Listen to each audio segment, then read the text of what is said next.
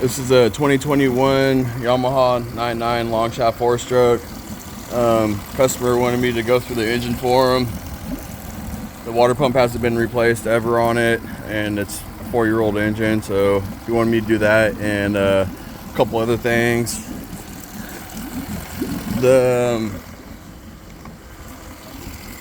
This long rod went through down here, and you can see it's bent. So he was missing that whole piece underneath there that ties the two clamp brackets together. So new one of these, new nut and washer. He said that was leaking a little bit of gear oil. I replaced the washers on the plugs, the drain fill plugs. The gear oil looked new. I topped it off with more new gear oil. New spark plugs. Got them prior to install. New inline filter. A new water pump impeller. That's what the old one looks like. It's like an angry plankton. When I did the water pump, lift the engine, remove the lower unit, it started leaking engine oil out of the lower crank on the engine. I know that the Mercury Verados, you have to drain the engine oil before you remove the lower unit because the drive shaft goes through the oil pan and you get oil everywhere if you don't drain the oil first. This is the first time I had a Yamaha leak engine oil when I removed the lower unit. So most likely the lower crank seal is bad. The engine oil was black, so I replaced it with new engine oil. And when I did the water pump, I greased up a drive shaft, cleaned and lubed everything prior to install, that fun stuff. I'm using my tank, my hose, clear gas, and non-ethanol.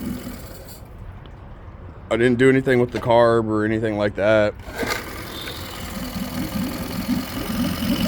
The oil pressure light should be coming on when you first start it. It should come on for a second or two until it builds the oil pressure, and then it goes away.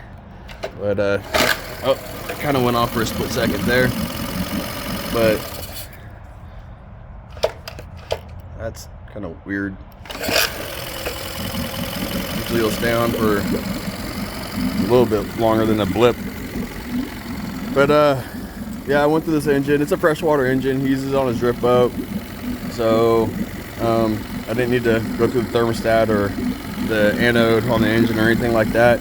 It does have a prop guard on the bottom. It was missing one of the 3 bolts for that, and the prop guard is pretty bent up and cracked in a couple places, so I had to hone out one of the holes larger to install a new stainless steel bolt on the one that was missing.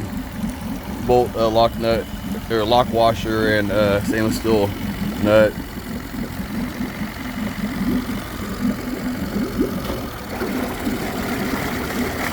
Forward,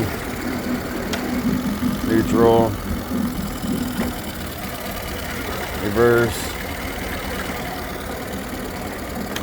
back to neutral. I tightened the swivel bracket also. That nut down there where the steering tensioner gets loose over time. This one's a 14 millimeter. You just gotta tighten it up. But so now that's working. It was super loose when you first brought it in. But I think that's it.